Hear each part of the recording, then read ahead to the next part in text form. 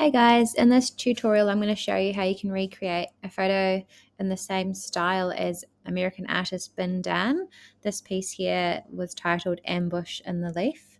Ours isn't going to have the same feeling to it, but I'm just going to show you how you can technically achieve a similar result. So first of all, I'm going to create a black background. So I'm going to go File, New. I'm going to go just do it on an A4 size for this. I'm going to go Landscape and background content is black, and then press create. I'm then going to go to my leaf and I'm going to use the object selection tool. So I'm going to click on that one and I'm going to draw a box around the leaf, and it should select the entire edge of the leaf. Then I'm going to go to the move tool. I'm going to click it and drag it and hover over my black background and then place it there. If you want to make it bigger or smaller, remember you can go Command T on your keyboard and drag it until it fits the size you're wanting it to be. Then return or tick. Cool. And then I'm going to get a portrait to put on top of this photo. I've chosen a black and white portrait of Pixels.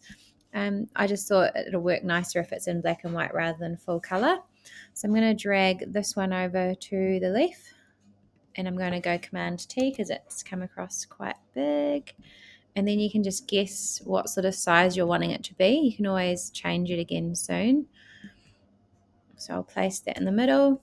I'm going to change the opacity on the layer just so I can see underneath it, so I can figure out exactly where we're going to place it.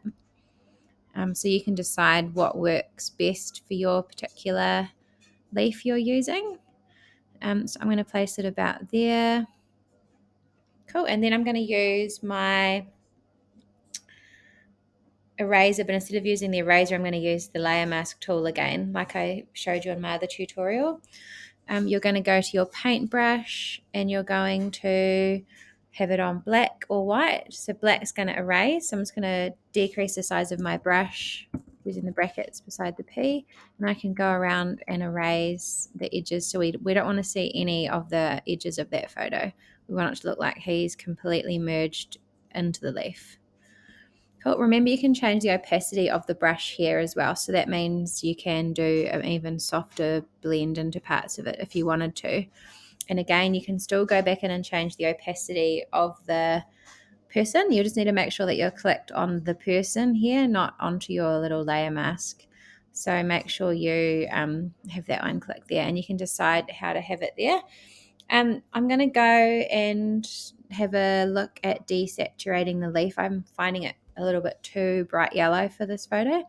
So I'm going to click on the leaf layer and I'm going to look through here, and I'm going to choose the hue saturation adjustment layer. And I'm just going to change the saturation of it a little bit so it's not so bright.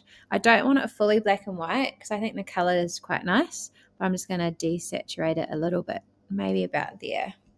Cool. Remember, if you can't see any of these panels in your screen, so if the adjustments panel is not there or the layers panel, just remember to go up to a window up the top and just make sure that they're all ticked. And then you'll be able to access all those functions.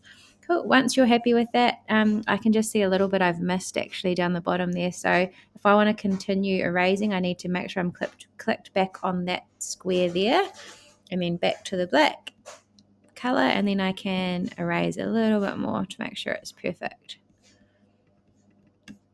Cool. And that's how you would create a leaf photo similar to Binh Danh.